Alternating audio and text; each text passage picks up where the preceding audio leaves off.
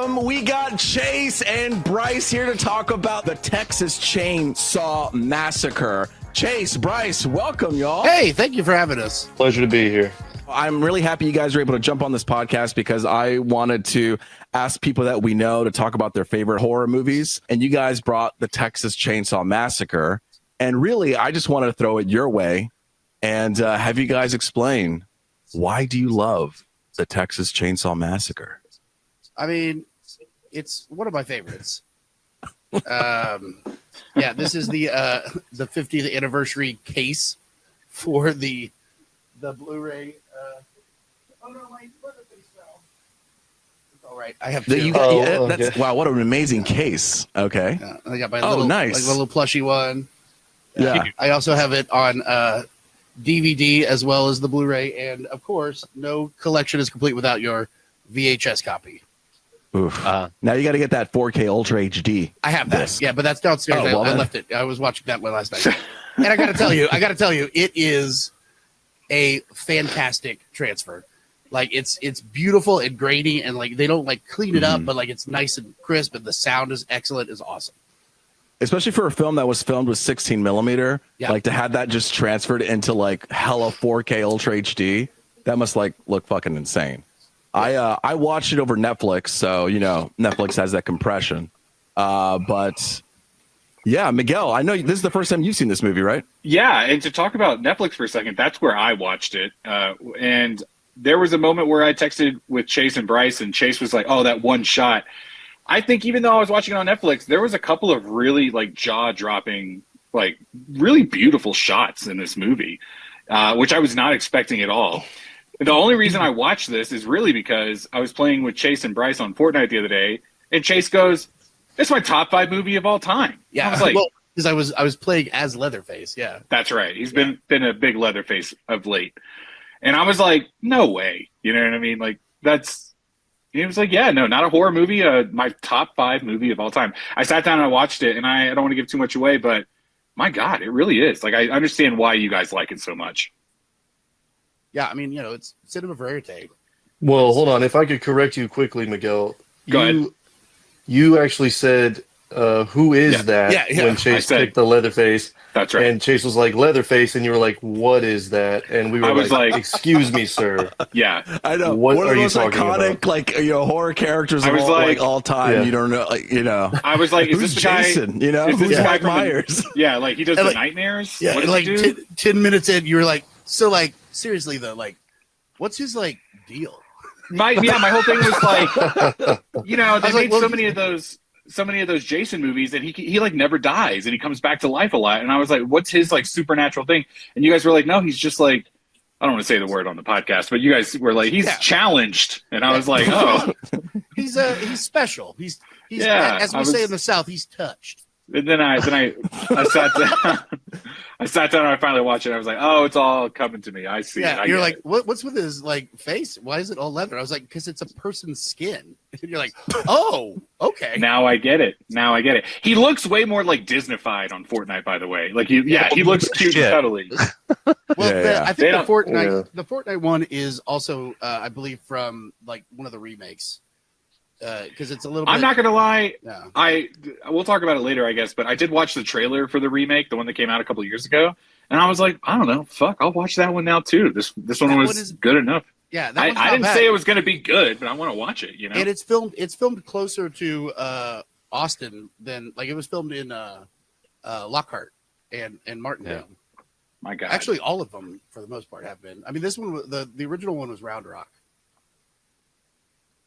which is like just north of Austin. Yeah. Go ahead, Luis, you're the host. Go ahead. No, I watched it last night. We played Fortnite, and I was like, guys, we can't be playing Fortnite all night. I got to watch this movie. I think Miguel did the same thing too. So I cuddled up with my cat, got my blanket, was in a different, headspace. And my God, this movie is so unnerving with the editing and the music. I mean, can you even call it music? It's like this industrial score that's underneath.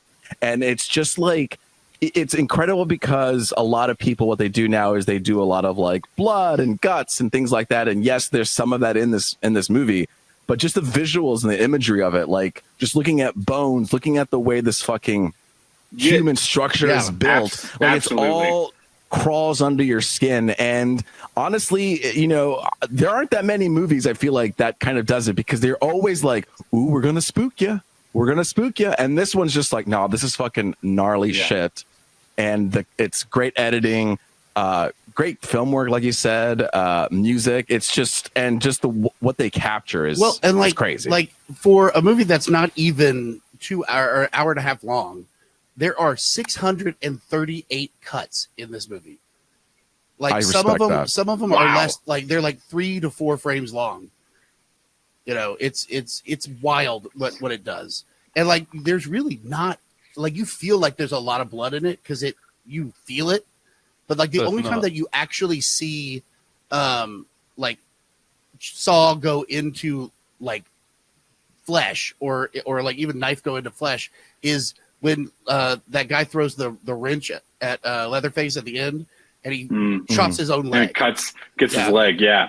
Oh, great moment. I'll tell you what, though, what really, you say, talk about blood. What moment really fucked me up was when they got that hitchhiker and he's just going off, and the way they just, his face is dysmorphed with that redness on his cheek. It's just like hard to look at. And he gets that knife and you're on the edge too. You're like, what the fuck is this guy going to do? And I can't tell what's in his head. And then he just cuts his hand and he just has this, and I looked it up. It was real blood. Like they couldn't get the device to work. No way. To have fake blood. It was 100 degrees in this van. The thing kept clogging up, and the director and the actor apparently were like, hey man, this ain't working. Fuck it. Just, we'll do a little incision, and then had real blood coming out. I was like, this shit's intense. Yeah. Toby Hooper was looking for somebody to play, like, that's the director and one of the writers. And he was looking for somebody to play that part. And one of his friends was like, oh, I got this guy. And he was like, he's over here. And like, they were at this bar, and the guy's like, hey, don't you have a schizophrenic brother that you do like a good impression of? And he goes, yeah. And then like starts doing it. And he's like, you're in. What the fuck? Yeah. And like Gunnar Hansen was at UT, and he was an acting major and was doing some other or he had done UT acting and was doing other, like he was doing Mice of Men right before he got this. But he's Icelandic as well. Yeah, you could tell in the face. Yeah, yeah. They have really droopy faces. Yeah. Yeah. It's the teeth. No, I love that. I love that. Like all of the actors in this movie, like no one really felt like, oh, this is some big standout actor. Everyone felt like dirty and grimy, and their teeth were all fucked up. And I was like, dude, I dig this. You know who is the most famous actor to come from this movie? Who? Technically, is the narrator at the beginning that narrates the scroll, John Larroquette. Dude. If you look him up, he's the only person that went on to like get any actually fame for acting. Bro, that voice though, it was so deep, and it made me feel something in my creepy intestines. You know, He was also paid, how about George Lucas ripping off? Texas Chainsaw Massacre? This was 3 years before Star Wars. Dude, so that scroll. He's going to start the movie with the scroll. Yeah, what's up with that George? scroll though? Calling you out, man. Calling out right now. It's about time someone did. Honestly, this guy's been at it for too long, bro. Stealing people's work, So. Getting away with too much shit. That George Lucas stealing from Kurosawa, right? Taking it from Texas Chainsaw Massacre. There you go, man. Ed, what did you think about this movie? I like this movie. I want to say I watched it for the first time, maybe with you guys. No, maybe not. I remember Bryce. For our audience listeners, Bryce is not a big movie guy, and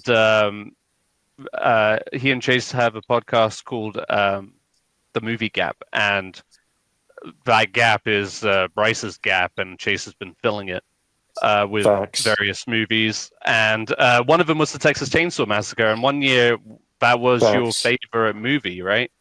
Yeah. And I want to say it was either before or after that I got into it. I don't know, but it never left my top 5 the whole time we did the podcast. Yep, that blows my mind because I don't really do like horror movies like that. And so when you were like, you guys were talking such a big game about this, I was like, yeah, okay, like how good really can it be? Like I've seen it already. You know, It's one of the those horror, the movies, slasher. yeah, it's one of those movies that the reputation felt like it would be bigger than the actual movie itself. People really, I remember when that initial remake came out in, what was it, 02, 03? Yeah, the one with Beale there or was whatever. just like, so much hype around that leading up to it because, people recall Texas Chainsaw Massacre being like one of the scariest films. I remember first moving to Texas and going on a hunting trip out near where it actually took place with my dad, and he was telling me how that's where it was set. So that was not eerie at all. That's such a dad thing to do, to be like, oh, anyway, on this hunting trip, you know what really happened out here, boy? Yeah. You see that old house over there? That's where the cannibals live. Well, and you can go to any like small town in Texas, and it kind of resembles the Texas Chainsaw Massacre vibe. But so anyway, to circle back, I was just like, it's always been one of those movies that was intriguing just from its reputation itself, and getting to see it. And I rewatched it today, but gosh, it's a rough watch. And like you said, there isn't actually a whole lot of blood to it, but the imagery itself is quite unsettling. The claustrophobic shots, the cuts, all of it, the humidity, you can feel how hot it is. Yeah. Just all of it feels like you could smell the inside of that house almost. Those are real bones. Like there's one fake human skeleton, one real human skeleton. All like bones of like cow. Like there's a whole list of it, and it's almost the same as like when they're like when we caught Ed Gein, this is what was in his house, and it's like when they were filming Texas Chainsaw Massacre, these are the real things that were in the house. It was like 115 degrees in there because they had to cover all the windows with like trash bags so that they would be able to shoot at night, and they had no AC with all these like dead things, all of that like. And like the set design is wild, like the skin lamps, like for that dinner scene. Which, by the way, I realized the other night when we were playing Fortnite and we were all dead and we were just cheering Luis on to like get us on that at the reboot van. And I was like, this is the dinner scene of Texas Chainsaw Massacre. I'm Leatherface. Miguel is the cook. Bryce was the hitchhiker, and Luis was Granddad. Hit him, Granddad! Get it! Oh man, and we're all just like howling. My wife came down and she's like, y'all have to shut up. No, that's a problem. I get those texts a lot. Like, you're being really loud down there. I'm like, oh, my bad. But sorry, we're having such a good time. Yeah. Did y'all want me to put my Leatherface back on, by the way? I still have it right here. Yeah, do it. God. No, it's okay. I'll save it for we're the good. We did it. Yeah, the editor's going to have a huge pain in the ass trying to I wouldn't want to get that set up. But like one of the things that I do love about this film so much is that it is very much the proto slasher. Like, a lot of people say Psycho is like the original slasher, but this really is what became the slasher genre. Absolutely. Survivor Girl, like all of that. Like it is a blueprint. Hitchhiker stuff, yeah. And but I love how you don't you're not warned ahead of time. Like, it's not like, hey kids, don't go to that campsite. There's bad things that happen out there. It's just like they pick up a hitchhiker and that hitchhiker's nuts. They're like, wow, that was weird. And then Franklin is, crippled and just the most annoying person in the world. Like he's the only person in this movie where you're like, I really hope he dies. And he does. So, I kind of liked him. He's hilarious. In the fact that he was kind of annoying because he was like meh, meh, meh, all the time, and I was like, God, this guy fucking sucks. But you can't. and right away he gets thrown from the van and rolls down the hill. Dude, and you're like, did y'all notice? I kind of thought that pee jug right to his face that he was just pissing in, just covered in piss as he's rolling down the hill, no control. He was pissed all over face. Yeah. No, there was one point where him and the girl, they leave the van and they're like, we're gonna go look for him because we can't find him. But she's like pushing him, and I'm just like, dude, no. hang on, let me be careful what I'm saying. But I'm just like, yeah, maybe he can watch The Van or something. It's not no, really. But he didn't want her to leave. Remember, he was like, "I want you to stay." She's like, "Fuck you, I'm leaving." He's like, "Well, I don't want you to leave." And then he follows her with a flashlight. They left the keys. They didn't take the keys. They do such God, a I liked like, it. yes, ending a situation. You know, it's like talk about that first kill, right? Like the introduction to Leatherface. Like the guy just walks it doesn't warn you. There's no like creepy sting. He's just like walking up, and then that door just slides open, and he just plonks him, and then the guy just like is twitching on the ground, and then he hits him twice, and then he looks around and takes it and slam. So good. Yo, the opening and slamming of that door scared the shit out of me. And and then right after that, and we've talked about the beginning had all these like unnerving things, like the scroll in the credits, the monologue over that, and then those like the graveyard. The crypt was the graveyard. That was really scary. But then right after this guy gets thrown into the cellar in the back or whatever, you get this really great shot of her like swinging. This is what Chase was texting me about, where she like gets up and walks, and then all of a sudden it's kind of fucking art, and it's like, dude, this was a cool shot. Yeah. Well, and remember the cameras that were big, so they actually had to dig a trench because they were like, you know what would be really cool is if we came from under the swing, and so they dug a trench. And it took like an extra 2 hours, and like it cost $60,000 to make, although this was 73 money. But so like they dug this trench so they could get under the swing and follow her all the way in, and it's super effective. Yeah. No, I loved it. I was just, there were moments. The other thing I want to say is, Ed was like, I watched it today. I'm kind of like the Bryce of this podcast, where like I don't watch, I like movies, but I don't always watch them. And then I'm also very particular about how I watch my movies, this and that. Yeah. But it was an hour and like 27 minutes or something like that. I watched it over 3 days. I still could not sit and do it. I still could not do one whole sitting of it, because I'd be like, I watched like the first 45 all in a row. And I was like, fuck, this is good. And I had to go to bed. It really, what it is we played Fortnite too much, and I couldn't do it. I was gonna say, it's not like you were lacking for time. No, I had the time. I just you just had to get to level 300 for once. And when I finally finished it today, I was like, my God, this movie is so good. I wish I would have sat down and watched it all the way through. I did finish the last like 10 minutes on my phone, which was kind of crummy, but it was still. No. Hey, I watched the whole thing on my phone today. It's all good. I'm right there with you, phone gang, Miguel. What's up? Bryce swears by it. I watched Infinity Wars on my phone. Yeah, he's like, this is the greatest movie I've ever seen. It was amazing. 2 feet. It felt like I was in my own personal face. theater with the AirPods, and my own personal theater. It was amazing. Surround sound. Hell yeah, dude. Yeah, you get it. Oh yeah. No, you. Oh, sorry, Luis. No, go ahead. I was going to add on to Miguel calling it like it's almost like art. That was my initial reaction to seeing this movie for the first time. I felt like the whole thing is just a work of art. I mean, it's a beautiful piece of independent filmmaking, especially back in 1974. No major studio help at all. I mean, all unknown actors. Everything being done. The cook is actually, he was SAG. He was the only one that they got because they had to have one SAG. All right, yeah, ball SAG. Anyway, no, just kidding. Sorry, this is a family podcast, but you can edit that out, Luis. Yeah, definitely. I'm not fucking editing anything. Oh shit! Okay, double down.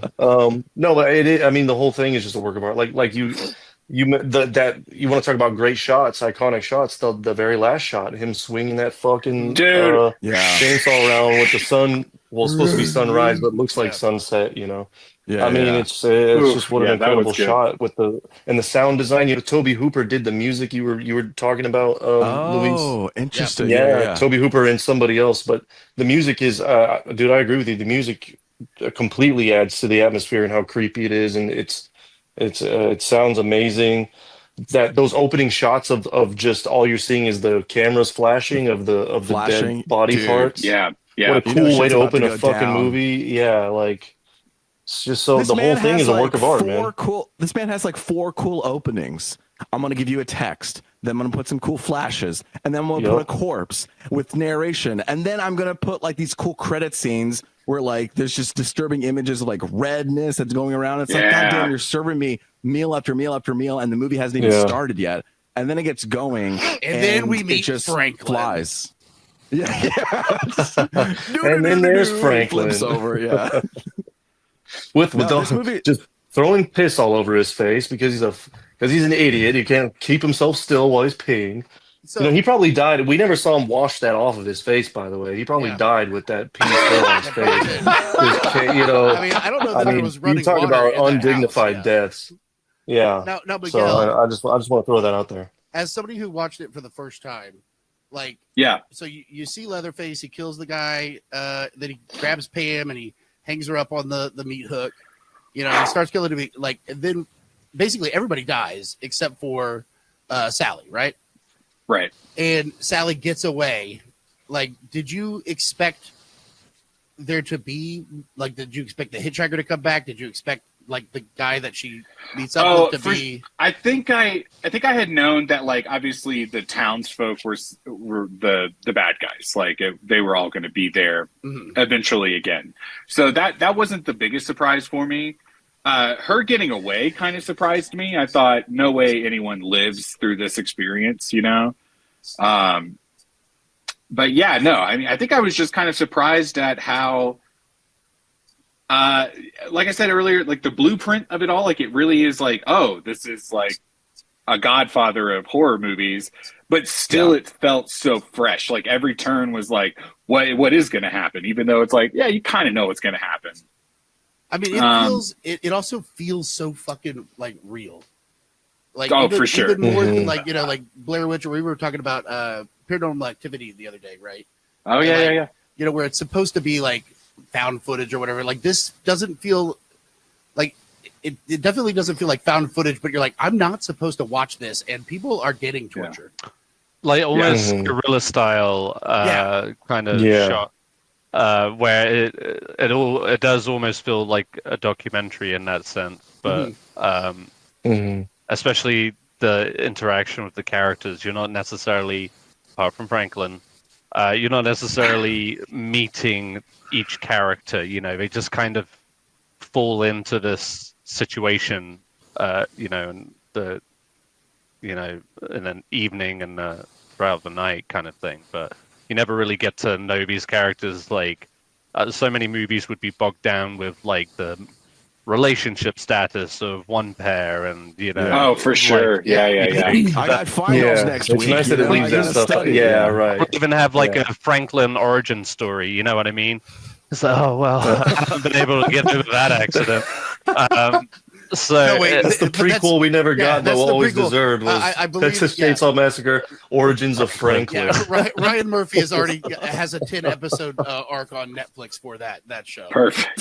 Right, there you go. But how did he get in the wheelchair? And it's just like him being bored, and he just comes out in a wheelchair, and he's like, shucks. And the first thing he does is pee on his own face. Yeah. Is it a boy? It's a boy. He peed on himself. Yeah, look at him. There he goes. That's old Franklin peeing on himself. I tell you what, the thing that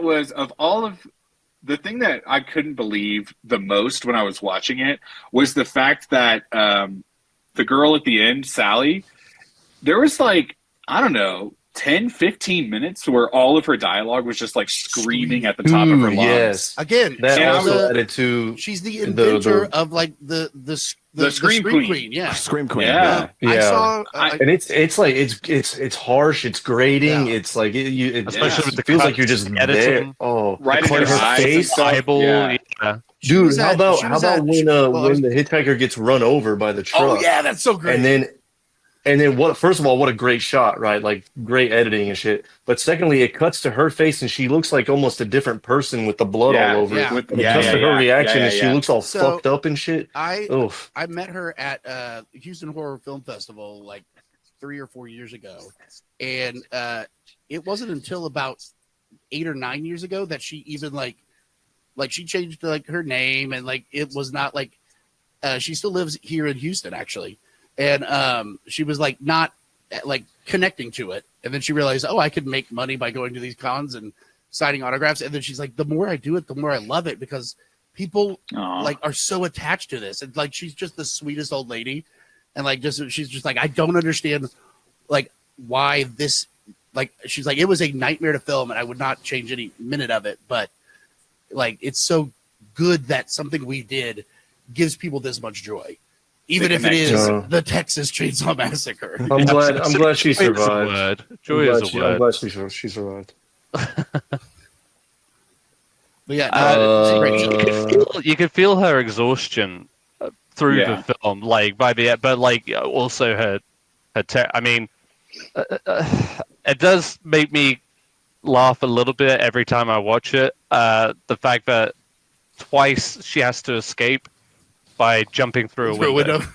Yeah, I was just like, okay. But honestly, how real is that? Yeah. How real is it where you would jump out of a fucking window? I agree 1,000%. It's like, hey, I'm not dying here. Like, I'm getting the fuck out. Like, I remember it's almost like a Simpsons gag, the way it happens. Yeah. It's just like, well, and I remember the first time just go out the window. The first time I watched it too, because she gets upstairs to the grandpa, and you're like, oh, that's a corpse. Like, and then it turns around and like grandma is a corpse, and then like she doesn't even see him move.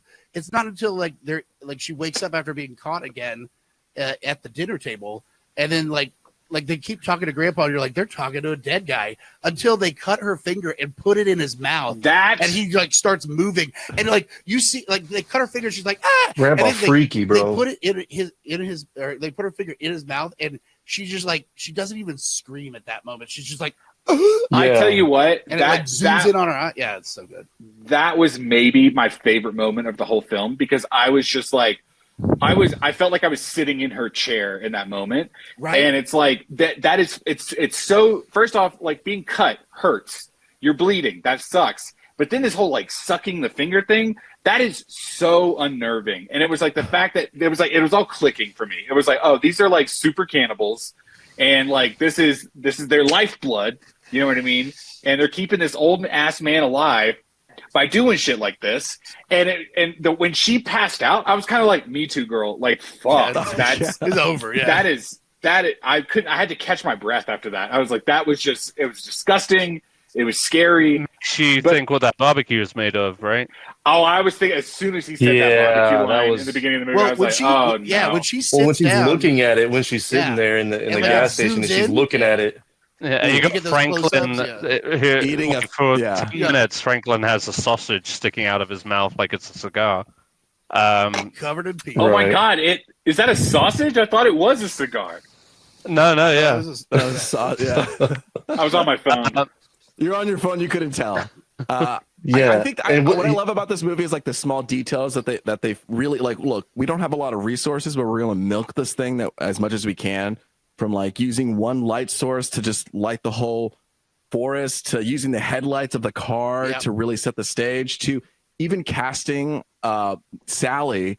Her green eyes are stunning. And when you have that scene happening at the dinner scene and you get close-ups. You can see like the veins in her eyes and stuff, and like the translucence of her eyeball and everything. That was fucking crazy good shots. Crazy. What I thought was great. It's unfortunate it was all AI, you know. Yeah, I know. These days, Sora. What's great about that is, again, it's basically when they tied her to the chair until she got out, is all I kept thinking was, this would be the worst experience you could be trapped into. You know what I mean? And the fact that they're all just sitting eating dinner, and he keeps telling her, like, it's fine. You'll be fine. Don't worry. Quit making so much noise. Yeah, and it's like, he's the best at this. And she's like, I mean, that panic is very visceral. Throughout her entire scene there. Mm-hmm. And so, when it eventually cuts to her jumping out of the glass, I was like, do it. Yes, bitch. Like, I'm not going to die here today. Yeah. So one of the producers actually went on to make Silence of the Lambs. He was a producer on that too. But, that's based on Ed Gein, and like a lot of this is, quote unquote, based on Ed Gein as well.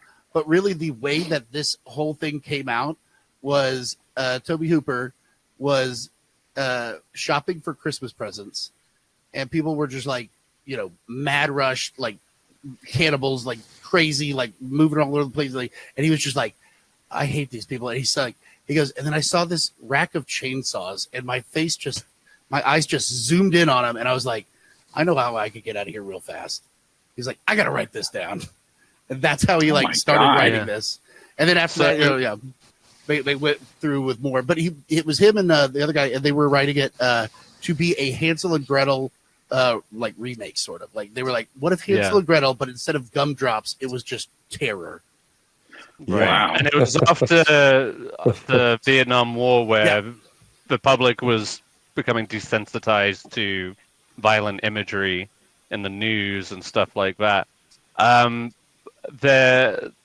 That moment that you're referencing, Chase, they recreated it in the new Netflix series of Monster, the Ed Gein story. Yeah. I started watching it and then I stopped because the thing is with that show and the thing is with those horror movies like Texas Chainsaw, Psycho, Silence of the Lambs, all those movies that were influenced by Ed Gein's story. The difference between a horror movie and that show is that a lot of what is horrifying is kind of left to the imagination. Yeah. Even as brutal as like the Texas Chainsaw Massacre is and how unsettling it is, a lot of that brutality happens off screen.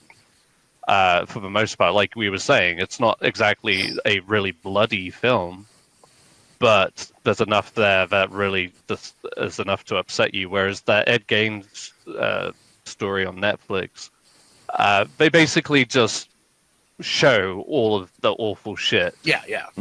Repeatedly, and to a certain point, it was just like really just off-putting. So I stopped watching it for those reasons. See, I fucking eat that shit like candy, man. I can't do it. I threw in the towel. There was one episode where the Devil's Rejects is like because the House of a Thousand Corpses and Devil Rejects has a lot. I was going to talk about that. Yeah. Yes, in fact, the family dynamic where you have here, it feels like a total call out to that. In the second one, Otto, like the guy who plays Otto Driftwood in Devil's Rejects and House of a Thousand Corpses he's Chop Top in Texas Chainsaw 2. And okay. But yeah, Devil's Rejects is one of my other favorite movies. I am specifically just talking about the Netflix series. I'm not talking about the other movies that are inspired.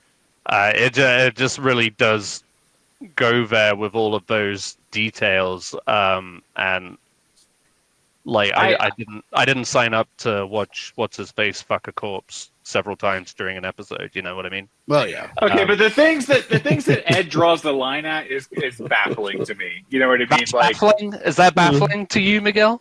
For you, okay, yes, it is.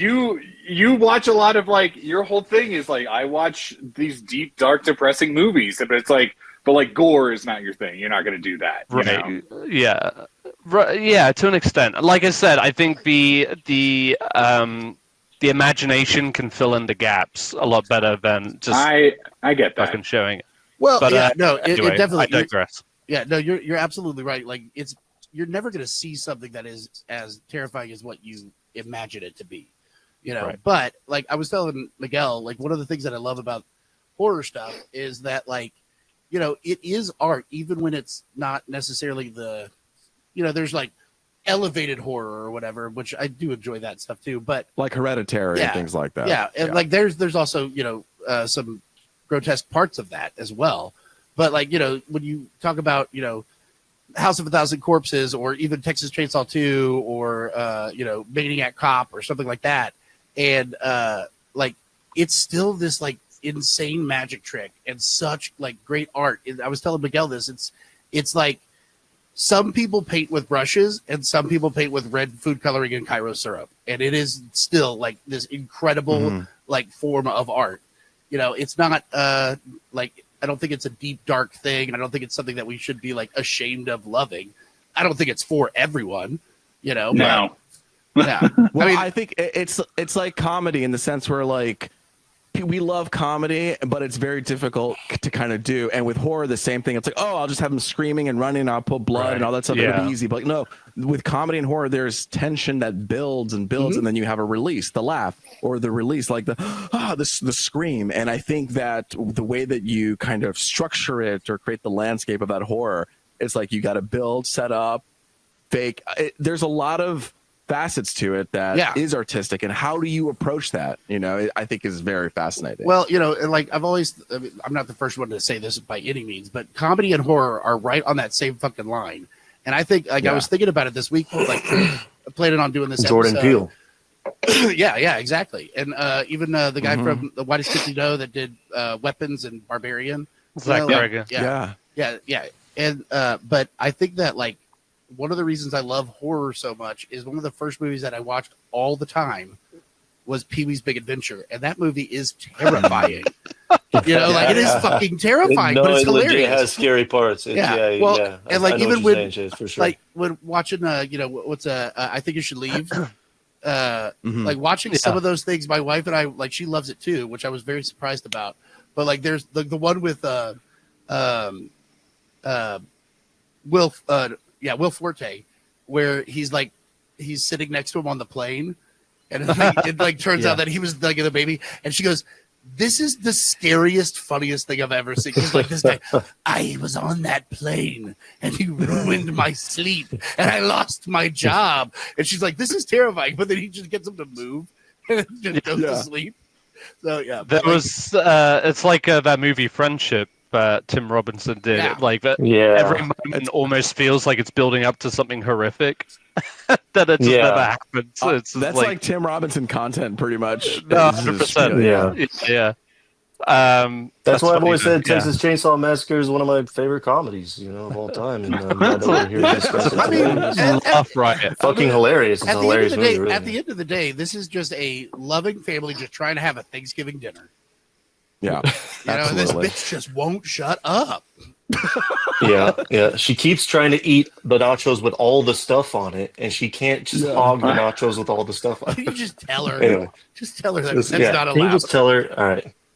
Enough glazing Tim Robinson on this episode. We're here to talk about Texas Chainsaw Massacre. I haven't seen Texas Chainsaw Massacre 2. I've seen the 2000, like the aughts, whatever remake. I haven't seen the yes, and then I haven't seen the latest one, just the Texas Chainsaw Massacre. Yeah, 2.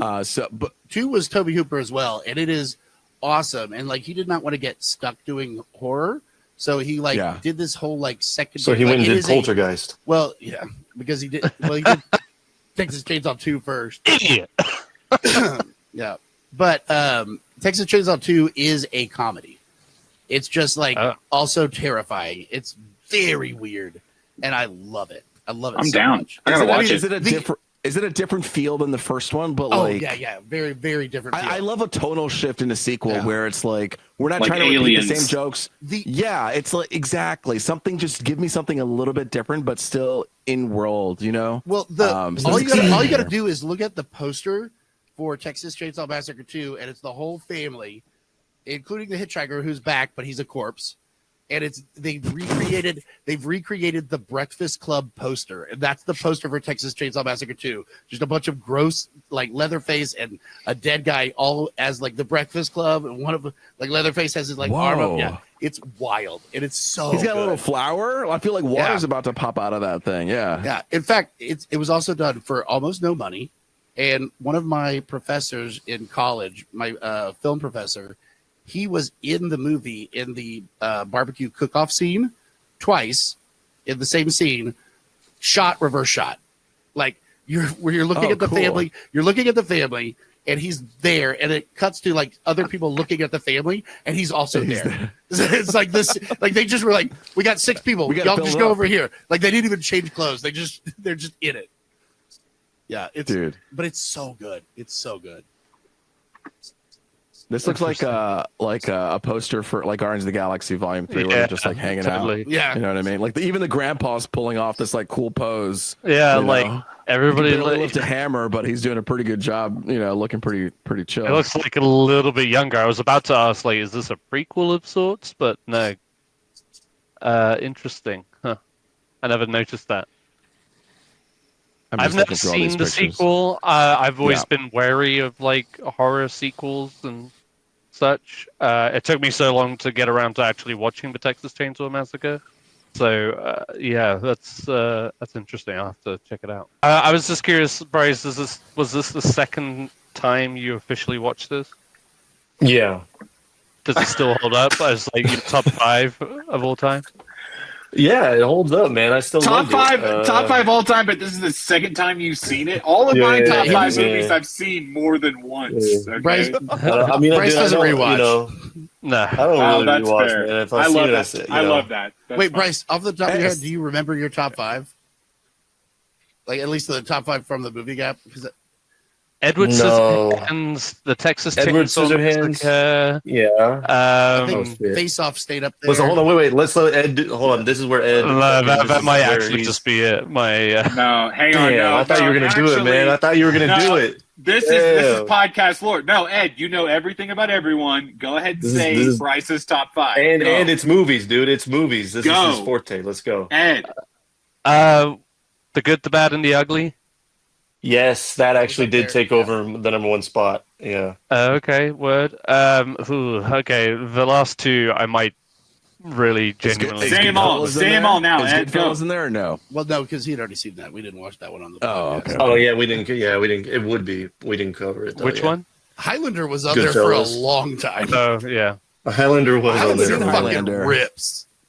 Ooh, It's Should good. I watch that? Yes, dude, you y'all should got- definitely talk about it. It's an Yeah. amazing movie. Okay. Yeah, it's I must incredible. have Just the seen one, it, or, yeah. or the sequel is good too, or is it diminishing No. returns? I've only watched the first one.